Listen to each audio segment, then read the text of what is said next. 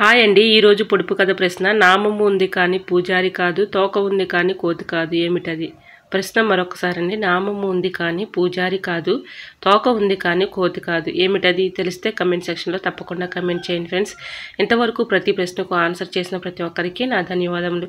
Hi అండి, నమస్తే. నేను Jhansi. Welcome to our channel Jhansi cooking gardening vlogs. ఎలా ఉన్నారండి? అందరూ బాగున్నారా? నేనైతే చాలా బాగున్నాను. మీరు కూడా చాలా బాగుండాలని మనస్ఫూర్తిగా కోరుకుంటున్నాను. అన్ని యూస్ఫుల్ టిప్స్ అండి. వీడియోని ఎక్కడ కూడా స్కిప్ చేయకుండా చివరి వరకు చూసి వీడియో నచ్చితే చిన్న లైక్ చేయండి ఫ్రెండ్స్.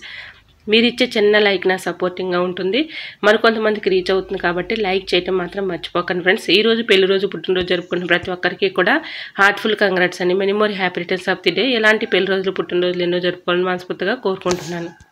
ఫస్ట్ టైం మన ఛానల్ ఎవరైనా చూస్తుంటే ప్లీజ్ అండి ప్రీవియస్ వీడియో చూసి మీకు నచ్చి కంటెంట్ ఉంది అనుకుంటే ఛానల్ని సబ్స్క్రైబ్ చేసుకోండి. తెలుసుకుందాం. ఫస్ట్ టిప్ వచ్చేసి కందిపప్పు పాడవకుండా, పురుగు పట్టకుండా ఎక్కువ రోజులు స్టోర్ ఉండాలంటే ఈ టిప్ అయితే ఫాలో అయిపోండి. 100% వర్క్ అవుతుంది.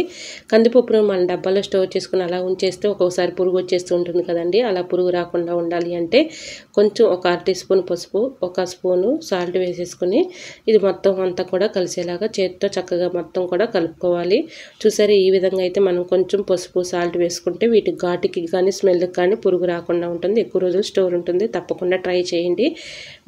ఇంకొక పద్ధతిలో యూస్ఫుల్ టిప్ కూడా షేర్ చేస్తున్నాను, చూడండి ఫ్రెండ్స్. కందిపప్పును మనం స్టోర్ చేసుకునేటప్పుడు ఎల్లుల్లిపాయలు మనం తీసేసిన తర్వాత వాటి రెబ్బలు పొడుగ్గా ఉంటాయి కదండి, ఇలాంటి కాడలున్నా వీటిని ఇలా పెట్టేసుకున్నాం అనుకోండి, వీటి ఘాటుకి కానీ స్మెల్కి కానీ పురుగు రాకుండా ఉంటుందండి. కందిపప్పు ఎక్కువ రోజులు స్టోర్ ఉంటుంది. సో తప్పకుండా ట్రై చేయండి. మీకు ఈ టిప్స్లో ఏ టిప్ అయితే బాగా నచ్చిందో తప్పకుండా ఆ టిప్ని ఫాలో అవ్వండి. తప్పకుండా యూజ్ అవుతుంది. సో తప్పకుండా ట్రై చేయండి. సెకండ్ టిప్ని తెలుసుకునే ముందు చిన్న రిక్వెస్ట్ అండి. మన ఛానల్ ఎవరైనా ఫస్ట్ టైం చూస్తున్నట్లయితే ప్లీజ్ అండి ప్రీవియస్ వీడియో చూసి మీకు నచ్చితేనే తప్పకుండా సబ్స్క్రైబ్ చేసుకోండి. టిప్ నెంబర్ 2, బిస్కెట్ ప్యాకెట్స్ అయితే మనం బిస్కెట్లు తిన్న తర్వాత కొన్ని అలానే ఉంచేస్తే మెత్తబడిపోతూ ఉంటాయి, పాడైపోతూ ఉంటాయి కదండి. అలా మెత్తబడకుండా, పాడవకుండా ఉండాలంటే ఈ టిప్ అయితే ఫాలో అయిపోండి. 100% వర్క్ అవుతుంది. ఏదైనా ఒక బాక్స్ తీసుకొని దానిలో కొంచెం అయితే పంచదారని 1 స్పూన్ తీసుకొని దీని అడుగుని ఇలా వేసేసి బిస్కెట్లు పెట్టుకున్నాం అనుకోండి, బిస్కెట్లు పాడవకుండా, మెత్తబడకుండా ఎక్కువ రోజులు స్టోర్ ఉంటాయి.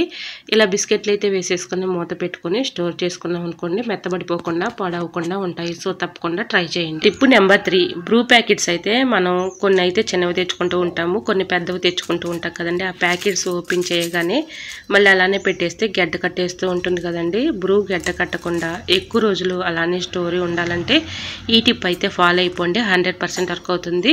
స్టవ్ అయితే ఆన్ చేసేసుకొని గ్యాస్ వెలిగించుకొని ఇలాగైతే చాకుని అయితే హీట్ చేసుకోవాలండి. ఇలా హీట్ చేసుకున్న తర్వాత ఈ చాకుని అలాగా ఆ ప్యాకెట్ మీద ఇలా పెట్టేసామనుకోండి, చక్కగా మనకైతే ప్యాకెట్ ఓపెన్ అయిన ప్యాకెట్ క్లోజ్ అయిపోతుందండి. సీలు ఓపెన్ ఉన్నది క్లోజ్ అవుతుంది కాబట్టి మనకి ఆ బ్రూ అనేది గడ్డ కట్టకుండా ఉంటుంది. సో తప్పకుండా ట్రై చేయండి. టిప్ అయితే 100% వర్క్ అవుతుంది. ఇప్పుడైతే చూసారా, ప్యాకెట్లో ఉన్నటువంటి బ్రూ అయితే ఇప్పుడు కింద పడట్లేదు, అంటే సీలు మనకి క్లోజ్ అయిపోయిందని అర్థం అండి. చూసారా, ఈ విధంగా అయితే మనం పెట్టుకున్నాం అనుకోండి, బ్రూ గడ్డ కట్టుకోకుండా ఉంటుంది. సో తప్పకుండా ట్రై చేయండి. టిప్ నెంబర్ 4, నెక్స్ట్ టిప్ని తెలుసుకునే ముందు చిన్న రిక్వెస్ట్ అండి. మన ఛానల్ ఎవరైనా ఫస్ట్ టైం చూస్తున్నట్లయితే ప్లీజ్ అండి ప్రీవియస్ వీడియో చూసి మీకు నచ్చే కంటెంట్ ఉంది అనుకుంటేనే ఛానల్ని సబ్స్క్రైబ్ చేసుకోండి. ఇలాంటి తాళాలు అయితే ఒక్కొక్కసారి స్టక్ అయిపోయి గట్టిగా ఉండి రావు కదండి.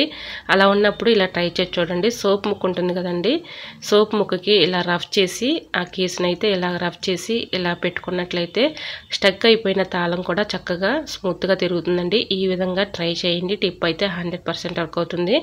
ఇలాగా తాళం ఒక్కొక్కసారి స్టక్ అయిపోయినప్పుడు ఇలాగ సోప్ ముక్క మీద ఇలా రఫ్ చేసి తర్వాత మనం తీసుకున్నట్లయితే స్టక్ అయిపోయిన తాళం కూడా చక్కగా వచ్చేస్తుంది. సో తప్పకుండా ట్రై చేయండి. టిప్ నెంబర్ 5, నెయ్యి కరగబెట్టుకునేటప్పుడు 4 కరివేపాకు రెబ్బలు, కొంచెం సాల్ట్ వేసుకున్నాం అనుకోండి, నెయ్యి స్మెల్ రాకుండా ఉంటుంది, టేస్ట్ కూడా బాగుంటుంది. సో తప్పకుండా ట్రై చేయండి. టిప్ అయితే చాలా యూజ్ఫుల్గా ఉంటుంది. నెక్స్ట్ టిప్ని తెలుసుకునే ముందు చిన్న రిక్వెస్ట్ అండి. ఈ టిప్స్ అన్నిటిలో ఏదో ఒక టిప్ మీకు యూజ్ అవుతుంది అనుకుంటే ప్లీజ్ అండి చిన్న లైక్ ఇవ్వటం మాత్రం మర్చిపోకండి ఫ్రెండ్స్. మీరు ఇచ్చే చిన్న లైక్ నాకు సపోర్టింగ్గా ఉంటుంది, మరికొంతమంది రీచ్ అవుతుంది కాబట్టి చిన్న లైక్ చేయటం మాత్రం మర్చిపోకండి ఫ్రెండ్స్. టిప్ నెంబర్ 6, అయిపోయిన పేస్ట్ని ఒక దాన్ని తీసుకొని ఇలాగైతే సెజ్జర్ పెట్టి ఇలా కట్ చేసుకోవాలి.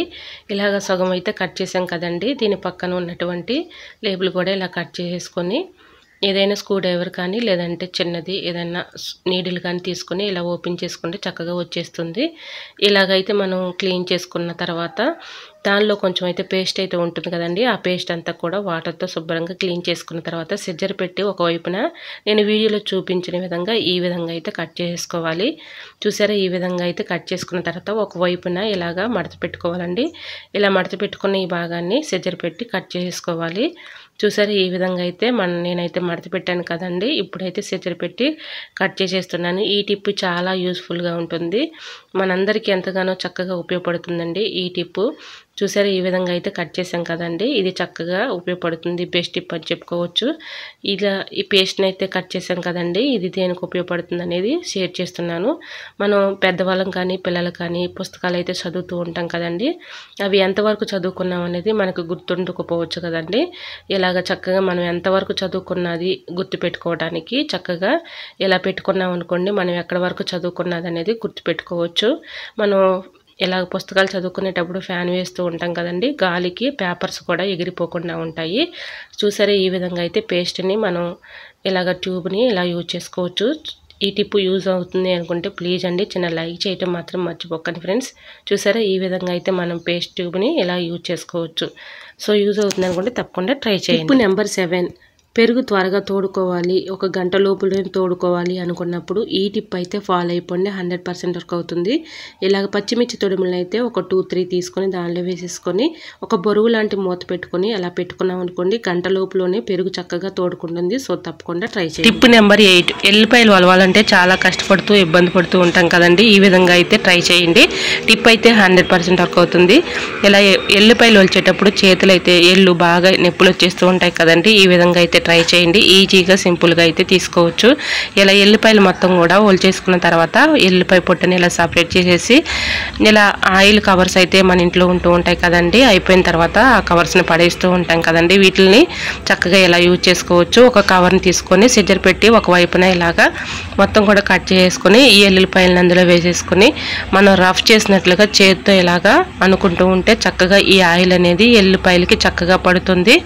ఇలాగా ఆయిల్ ప్యాకెట్లు అయితే ఎల్లిపాయలు వేసుకున్నాం కదండి, ఇప్పుడు కొంచెం రఫ్ చేసినట్లుగా అందులో ఇలా ఉంచేసుకొని చేతితో ఇలా రఫ్ చేసినట్లుగా రుద్దినట్లుగా కొట్టినట్లుగా ఎట్లా అంటే చక్కగా ఎల్లిపాయలకి ఆయిల్ అనేది పడుతుంది కాబట్టి చక్కగా వచ్చేస్తుంది ఈ పొట్టు అనేది.